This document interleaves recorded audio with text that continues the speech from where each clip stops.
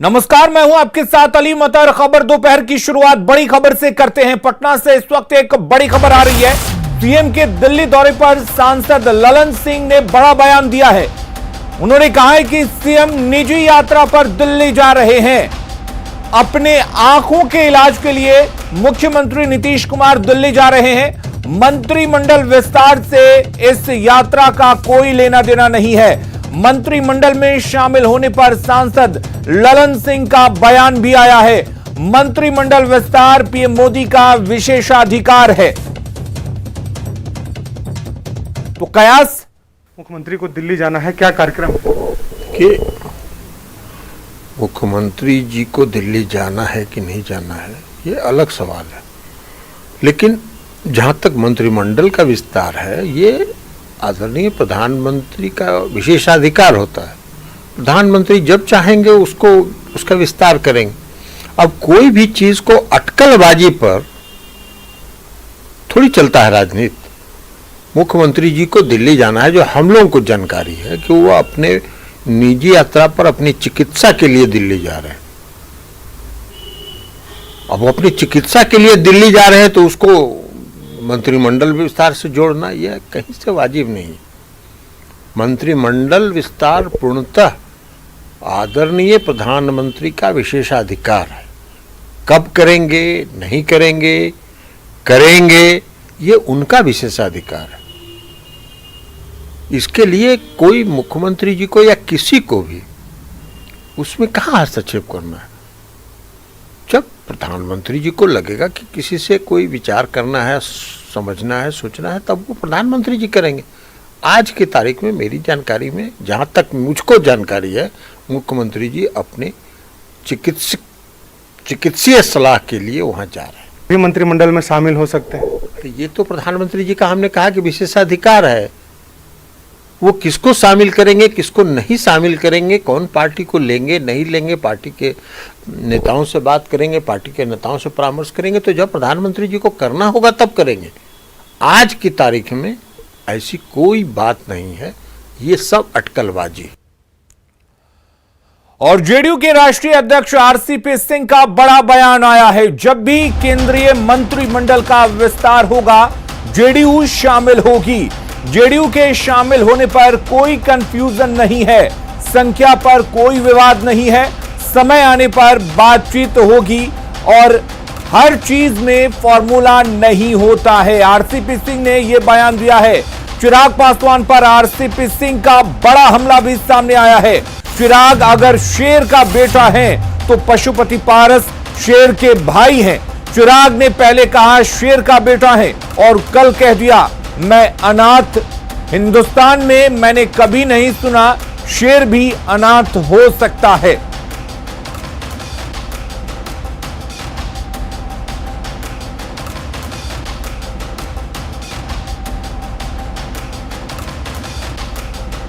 और इस बड़ी खबर पर हमारे साथ शैलेंद्र जुड़े हुए हैं। शैलेंद्र, आखिर किस तरीके से देखा जाए मंत्रिमंडल विस्तार पर आरसीपी सिंह के इस बयान को? क्या अब किसी भी तरह का कोई कंफ्यूजन नहीं है? क्योंकि पहले मंत्रिमंडल में जगह और पोजीशन को लेकर जेडीयू शामिल नहीं हुआ था, लेकिन अब क्या सारे कंफ्यूजन की स्थिति खत्म हो चुकी है? बिल्कुल, देखिए आरसीपी सिंह का जो बयान है, उस बयान से साफ जाहिर है कि कहीं अब जदयू और बीजेपी में मंत्रिमंडल विस्तार को लेकर कोई कंफ्यूजन नहीं बचा है और इन दोनों पार्टियों के शीर्ष नेतृत्व में इसकी बातचीत भी हो गई। जिस तरीके से वो कह रहे थे कि यदि मंत्रिमंडल विस्तार होता है तो जदयू जरूर उसमें शामिल होगी, तो इसका मतलब है कि उनकी बातचीत पहले से हो गई होगी। हालांकि जब उनसे पूछा गया संख्या बल, तो उन्होंने साफ तौर पर कहा कि वो नहीं चाहते हैं कि दोनों दलों में किसी तरीके की कटुता हो और इस तरीके की बातों से कहीं न कहीं कटुता फैलता है, तो इन बातों का वो जिक्र ही नहीं करना चाहते हैं। लेकिन उन्होंने यह साफ तौर पर कह दिया कि यदि केंद्र में मंत्रिमंडल विस्तार होता है तो जदयू का शामिल होना उसमें तय है। जदयू की तरफ से कौन कौन शामिल होगा, इसका विशेषाधिकार नीतीश कुमार के पास है। नीतीश कुमार तय करेंगे कि जदयू से कौन मंत्रिमंडल में शामिल होगा। लेकिन मंत्रिमंडल विस्तार कब होगा, कौन कौन लोग होंगे उसमें, ये प्रधानमंत्री का विशेषाधिकार है और प्रधानमंत्री इसको तय करेंगे। जी शैलेंद्र, अगर बात चिराग पासवान की करें तो चिराग के बयान पर अब जेडीयू भी सीधे हमलावर है, क्योंकि चिराग पासवान जेडीयू पर सीधे हमलावर होते थे, लेकिन अब एक तरह से कहा जाए तो जेडीयू के लिए मौका भी है और दस्तूर भी है। बिल्कुल, देखिए चिराग इन दोनों जदयू के निशाने पर हैं और खास तौर पर जो विधानसभा चुनाव में हुआ उसका कहीं न कहीं से एक तरीके से लोग कह भी रहे हैं कि जदयू के द्वारा या फिर बाकी लोगों के द्वारा एक बदला भी है। लेकिन हालांकि जदयू इन चीजों को हमेशा से खारिज करते रहा है कि जदयू के नेता ये कहते रहे कि लोजपा में जो कुछ हुआ उसमें जदयू की कोई भूमिका नहीं है। लेकिन आज चिराग पासवान पर आरसीपी सिंह ने बड़ा बयान दिया है। उन्होंने साफ कर दिया कि जिस तरीके से वो अपने आप को शेर का बेटा कहते हैं, तो पशुपति पारस भी रामविलास पासवान के भाई हैं और शेर का भाई भी शेर ही होता है। वो कहना ये चाह रहे थे, वो बताना ये चाह रहे थे कि पशुपति पारस को आप कम नहीं आके, यदि आप शेर हैं तो पशुपति पारस भी शेर ही हैं। रामविलास पासवान यदि शेर थे तो पशुपति पारस उनके भाई हैं, यह बताना चाह रहे थे आरसीपी। और कहीं न कहीं हमला भी करना चाह रहे थे कि जिस तरीके से जो परिस्थितियां हुई उस परिस्थिति में लगातार चिराग पासवान की तरफ से हमला किया जा रहा था, जदयू पर आरोप लगाया जा रहा था। चिराग पासवान ने खुल करके जदयू पर आरोप लगाया, जिसके जवाब में आरसीपी सिंह ने आज ये बातें कही हैं। जी चलिए शैलेंद्र, बहुत बहुत शुक्रिया आपका तमाम जानकारी देने के लिए। तो केंद्रीय मंत्रिमंडल विस्तार को लेकर यह चर्चा तेज है कि बीजेपी के प्रदेश अध्यक्ष संजय जायसवाल बिहार से मंत्रिमंडल की रेस में शामिल हैं। इन चर्चाओं के बीच बीजेपी प्रदेश अध्यक्ष संजय जायसवाल ने सफाई दी है। उन्होंने कहा कि बीजेपी में सबका दायित्व बटा हुआ है, जिसको जो दायित्व मिलता है वो उस काम को करता है और फिलहाल वो 2022 तक बिहार के प्रदेश अध्यक्ष हैं। बिहार प्रदेश भारतीय जनता पार्टी बिहार में होने वाले कार्यों को देखती है और हम लोग वही करते हैं। भाजपा में सभी के दायित्व बटे हुए, जिसको जो दायित्व मिलता है वो अपना काम करता है। बिहार में मैं 2022 तक इस प्रदेश का अध्यक्ष हूं। तो बिहार सदन का उद्घाटन हो गया है। मुख्यमंत्री नीतीश कुमार ने बिहार सदन का उद्घाटन किया है। वर्चुअल बिहार सदन का उद्घाटन किया गया। दिल्ली के द्वारका में बिहार सदन बना हुआ है। बिहार भवन, बिहार निवास और उसके बाद अब बिहार सदन का उद्घाटन किया गया है। बिहार सदन में 10 मंजिला बनाया गया है इसे और 118 कमरे इसमें हैं। तो आखिरकार बिहार वासियों को दिल्ली में बिहार सदन के रूप में एक सौगात मिल गई है। आपको बता दें कि 10 मंजिला इस भवन को बनाया गया। 118 कमरे हैं, जिसमें 89 डबल बेडरूम है, 8 वीआईपी सूट्स हैं और 2 वीवीआईपी सूट्स बनाए गए हैं जो राज्यपाल और मुख्यमंत्री के लिए होंगे। आपको बता दें कि बिहार से दिल्ली आने वाले विधायकों, मंत्रियों के अलावा बिहार सदन में अब आम लोगों की भी एंट्री होगी। यानी कि जो लोग बिहार से इलाज कराने आते हैं उनको यहां ठहरने की सुविधा दी जाएगी। उनको आमतौर पर देखा जाता था कि परेशानी होती थी और मुख्यमंत्री ने खास तौर पर इस बात का जिक्र किया कि इस बार आम लोगों के लिए भी यह सुविधा उपलब्ध कराई गई है, ताकि जो लोग बिहार से दिल्ली आते हैं परिजनों को इलाज कराने के लिए, उनको यहां पर ठहरने का मौका मिले, उनको दिल्ली में यह महसूस नहीं हो कि उनका अपना घर नहीं है। तो कुल मिलाकर बिहार भवन के बाद बिहार निवास और अब बिहार सदन की सौगात बिहार वासियों को मिली है। तो सीएम नीतीश ने बताया कि क्यों दिल्ली में तीसरे भवन बिहार सदन की जरूरत आई। दिल्ली में जो बिहार सदन का उद्घाटन हुआ है और आप सबको मालूम है कि हमने इसके लिए कितने दिनों पहले से सोचा। जो हम लोगों का जो भी बिहार भवन सबसे पहले बना, बिहार निवास उसके बाद बना, लेकिन अब जिस तरह से लोगों के दिल्ली जाने की इच्छा बढ़ गई है और जिस तरह से लोगों का आना जाना होता है और जितने काम की ज़रूरत है, अब इन 2 भवनों से नहीं पूरा हो रहा था। इसके बाद हम लोगों ने यही सोचा कि इसके लिए हम लोगों को सोचना चाहिए, एक और अच्छा भवन बनना चाहिए और ये जो 2 भवन पहले से बने हैं उसके लिए भी हमने सोच लिया है कि उसका और विस्तार करना है।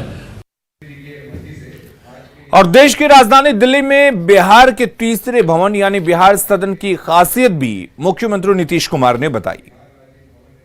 कितनी जगहें हैं इसमें, आप समझ लीजिए कि इसमें है बेसमेंट भी है भूतल है, 10 मंजिलों में 118 कमरे बनाए गए। तो इस तरह से, और मल्टीपर्पस हॉल है, बेसमेंट कार पार्किंग है जिसके बारे में आपको बताया गया, फिर कैंटीन, सोलर पैनल आदि की भी सब व्यवस्था की गई है। तो लोग जाकर के इसमें रहेंगे और बहुत अच्छे ढंग से इसका निर्माण किया गया है और इसको मेंटेन भी ठीक ढंग से किया जाएगा। लोग आएंगे, रहेंगे, और बाहर भी उसका जो इंतजाम कर दिया गया पर्यावरण के दृष्टिकोण से, ताकि उसमें भी लोग घूम सकेंगे, देख सकेंगे। तो हर प्रकार से लोगों को सुविधा होगी। कोई जाएगा वहाँ रहेगा, और कोई अगर टहलना चाहेगा तो उन जगहों पर वो घूम करके इसका भी आनंद लेंगे। और अब बात तो उस खबर की करेंगे जिसमें 5 दिनों में अब तक इतने बड़े बड़े खुलासे हुए जिसे जानकर आप भी चौंक जाएंगे। हैदराबाद, दरभंगा, कटिहार के बाद पाकिस्तान कनेक्शन की बात भी सामने आ रही है।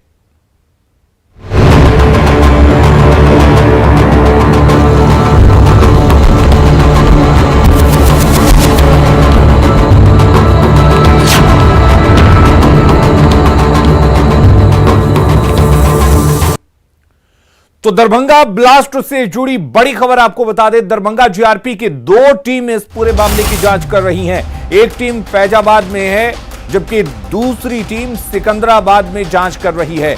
अनुसंधान दरभंगा रेल डीएसपी कर रहे हैं और आपको बता दें कि वो आज शाम सिकंदराबाद आ रहे हैं। ब्लास्ट से जुड़े तथ्य और सबूतों का मिलान करेंगे।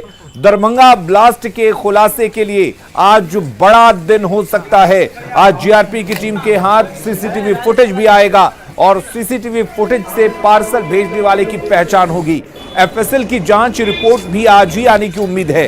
किस केमिकल से ब्लास्ट किया गया था, यह आज जानकारी मिल सकती है। तो आज कह सकते हैं कि खुलासे का एक बड़ा दिन है। एक टीम हैदराबाद है, जबकि दूसरी टीम दरभंगा में है। आज एफएसएल की रिपोर्ट भी आ सकती है कि आखिर किस केमिकल का इस्तेमाल हुआ था और किस तरीके से इस ब्लास्ट को अंजाम दिया गया। क्या इस केमिकल के जरिए किसी बड़े धमाके की योजना थी? ये तमाम चीजें आज साफ हो जाएंगी।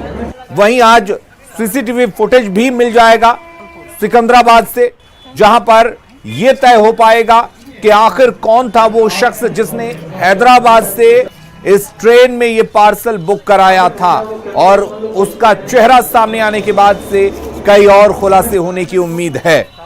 तो आज दरभंगा रेल डीएसपी पहुंच रहे हैं हैदराबाद, सिकंदराबाद स्टेशन पर पहुंचेंगे और वहां जो दोनों जगह के सबूत हैं उन दोनों का मिलान किया जाएगा।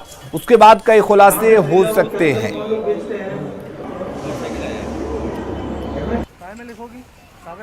तो 2 टीमें इस पूरे मामले की जांच कर रही है, जिसमें से एक टीम आज हैदराबाद पहुंच रही है। सिकंदराबाद रेलवे स्टेशन से सीसीटीवी फुटेज के जरिए और तमाम सबूतों के जरिए मिलान किया जाएगा। दोनों जगह के सीसीटीवी फुटेज को खंगाला जाएगा और साथ ही यह जानने की कोशिश की जाएगी कि आखिर किसने ये पार्सल बुक कराया था और किसने इस पार्सल को रिसीव किया था। हमारे साथ अमित कुमार जुड़े हुए हैं। अमित, खुलासे के लिए आज कितना बड़ा दिन कहा जा सकता है? क्या कुछ आज होना है?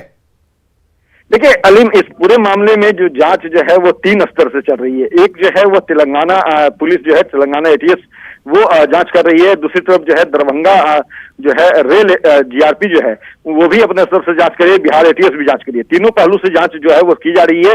और इस मामले में, पूरे मामले को लेकर के हमने बात करी है बिहार के जो एडीजी मुख्यालय हैं जितेंद्र कुमार, उनसे, और एडीजी रेल निर्मल कुमार आजाद, दोनों ने ही ये दावा किया है कि जल्द ही पूरे मामले का खुलासा होगा और इस पूरे मामले को लेकर के जांच सही दिशा में चल रही है। कहा यह भी गया है कि तेलंगाना जीआरपी, तेलंगाना के जो जीआरपी इंचार्ज हैं उनसे जो है सीसीटीवी फुटेज जो है वो बिहार दरभंगा जीआरपी के जो टीम गई है उनके हाथ लगी है। और उसके साथ ही जो तेलंगाना एटीएस ने 2 स्केच जारी जो बनाए हैं और उन्होंने जो स्केच जो है वो साझा किया है और उसी स्केच के बिना पे उन्हीं के आधार पे जो है वो इस पूरे मामले की जांच काफी तेजी से आगे चल रही है। और इस जांच को और रफ्तार देने के लिए बिहार रेल पुलिस की तरफ से डीएसपी स्तर के एक अधिकारी जो है वो आज शाम तक जो है वो सिकंदराबाद पहुंचेंगे। फिलहाल 2 टीम जो है रेल पुलिस की वो जांच कर रही है, एक फैजाबाद में है और एक सिकंदराबाद में है। हर पहलू पे जांच की जा रही है, जल्द से जल्द नतीजे जो है उस तक पहुंच सके। जीआरपी या फिर बिहार एटीएस की बात कर ले या तेलंगाना एटीएस तेलंगाना पुलिस की बात कर ले, तो हर पहलू पे जांच की जा रही है और उम्मीद जताई जा रही है कि आज का दिन जो है वो बड़ा होगा। शाम तक हो सके कुछ अहम जानकारी, अहम सुराग जो है वो इस जांच टीम के जो लोग हैं उनके हाथ लग सकते हैं। फिलहाल चूंकि मामला काफी सेंसिटिव है तो इस मामले को लेकर के बहुत कुछ खुल करके अधिकारी नहीं बोल रहे हैं, लेकिन हाँ इतना उन्होंने जरूर बताया है कि जांच सही दिशा में चल रही है और जांच जो है उसमें तेलंगाना पुलिस तेलंगाना एटीएस का इंतजार करते हैं अमित, क्या कुछ निकल निकल कर आता है और इस पर भी हम जानकारी अपने दर्शकों तक पहुंचाते रहेंगे। फिलहाल के लिए बहुत बहुत शुक्रिया। और एक और बड़ी खबर है, सिवान से बड़ी खबर आ रही है जहां पर बम ब्लास्ट का आरोपी गिरफ्तार कर लिया गया है। आरोपी सगीर साई को गिरफ्तार किया गया है। पुलिस पूछताछ कर रही है। कल जुड़कन में ब्लास्ट हुआ था और ब्लास्ट में 2 लोग घायल हुए थे। सिवान एसपी अभिनव कुमार ने इसकी पुष्टि की है। सगीर पर पीड़ित को बम का झोला देने का आरोप है। और मृत्युंजय हमारे साथ जुड़े हुए इस खबर पर ज्यादा जानकारी के लिए। मृत्युंजय, आखिर किस तरीके से हुई है गिरफ्तारी और क्या माना जाए गिरफ्तारी के बाद से यह खुलासा हो जाएगा कि आखिर ये बम कहां बना था, कहां दिया जाना था, किसे दिया जाना था? बिल्कुल आपने सही कहा। जिस तरह से कल बम ब्लास्ट हुआ था उसके बाद लगातार सागिर के लिए जो टीम का गठन कर दिया गया था सिवान एसपी के द्वारा और लगातार छापेमारी चल रही थी। पुलिस ने दबाव बनाने के लिए इसके 3 परिजन को भी पूछताछ की हिरासत में लिया था। उसके बाद आज सिवान पुलिस ने एक गुप्त सूचना के आधार पर छापेमारी की जहां से सागिर को गिरफ्तार कर लिया गया है। लगातार जो सिवान एसपी पूछताछ कर रहे हैं कि आखिर जो बम ब्लास्ट हुआ वो बम कहाँ ले जाया जा रहा था, कहाँ से लाया जा रहा था और किसको देने की बात कही जा रही थी। इस पूरे प्रकरण में 2 लोग घायल भी हुए थे। फिलहाल सिवान एसपी ने पुष्टि कर दी है कि उस सागिर को गिरफ्तार कर लिया गया है। उसकी आपराधिक इतिहास सिवान पुलिस खंगाल रही है और यही पता कर रही है कि वो बम कहाँ ले जा रहा था, किसको देना था और वो कहाँ से लाया था। जी बिल्कुल मृत्युंजय, ये क्या पता चल पाया है कि क्या वाकई किसी बड़ी साजिश को अंजाम देने की कोशिश थी या इसको लोकली कहीं डिलीवर किया जाना था? क्या सगीर इस बारे में कुछ कह रहा है या कोई खुलासा हो पाया है अब तक? जी देखिए, इस मामले में जो लगातार पुलिस है सिवान ब्लास्ट हुआ था उससे 2 लोग हुए थे तो थैले में रखा गया था, तो पुलिस जांच कर रही है। एक तथ्य सामने। चलिए, बहुत बहुत शुक्रिया मृत्युंजय आपका तमाम जानकारी देने के लिए। पटना से सटे नौबतपुर इलाके के एक गांव में तिलक समारोह में कानून की जमकर धज्जियां उड़ाई गई। कोरोना काल में बैन के बावजूद यहां पर डिस्को डांस का आयोजन किया गया, जिसमें बेखौफ होकर लोगों ने डांसर्स के साथ जमकर ठुमके लगाए। इतना ही नहीं, खुलेआम पिस्टल लहराकर कई राउंड फायरिंग भी की गई। तमंचे पर डिस्को का यह वीडियो वायरल हो रहा है। हालांकि न्यूज 18 इस वीडियो की पुष्टि नहीं करता है। वहीं वीडियो वायरल होने के बाद नौबतपुर थानाध्यक्ष ने जांच के बाद कार्रवाई की बात कही है।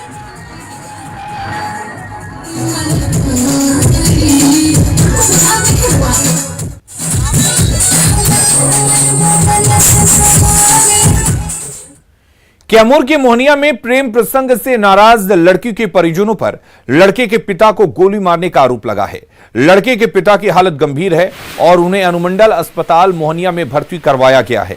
बताया जा रहा है कि दोलापुर हरनाथपुर में एक युवक अपनी प्रेमिका के साथ 14 मई को फरार हो गया था। लड़की के परिजन लड़के के पिता पर उसे वापस लाने के लिए दबाव बना रहे थे।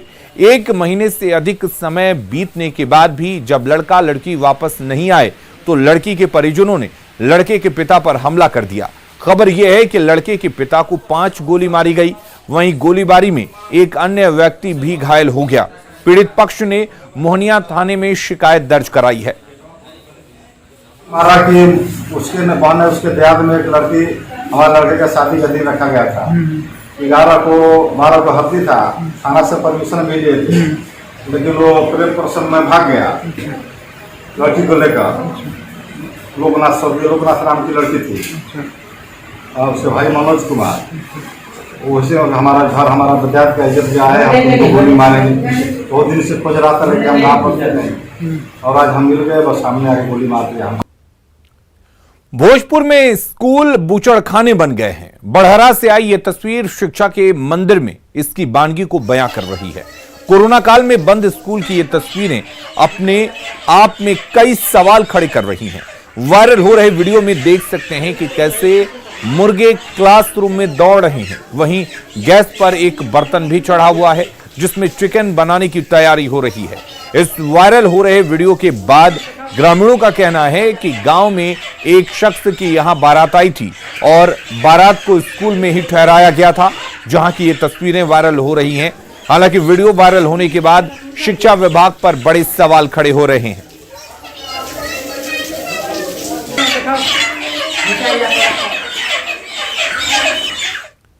न डरिए न डराइए, सच जानिए और वही बताइए। प्लीज अफवाह मत फैलाइए, वैक्सीन ही है संजीवनी, से अपनाइए। और यही काम कर रहा है नेटवर्क 18, जो फेडरल बैंक के साथ मिलकर वैक्सीनेशन को लेकर जागरूकता अभियान चला रहा है, जिसका नाम है संजीवनी ए शॉट ऑफ लाइफ, और काम है जागरूकता के जरिए कोरोना को मात देना।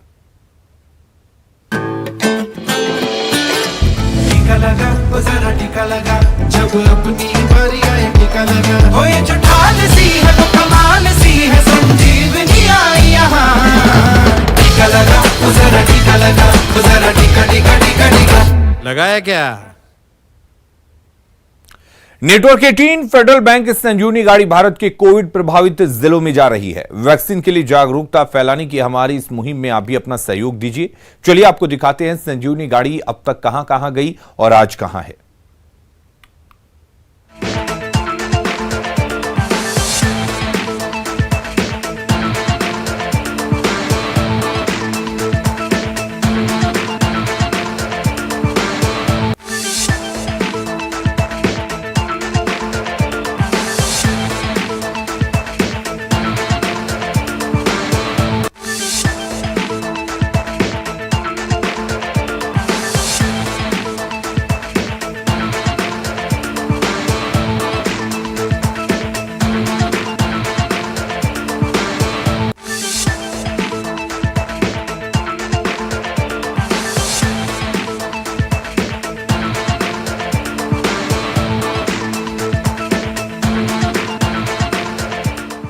और खबरें लगातार जारी हैं, बने रहिए न्यूज़ 18 बिहार झारखंड के साथ।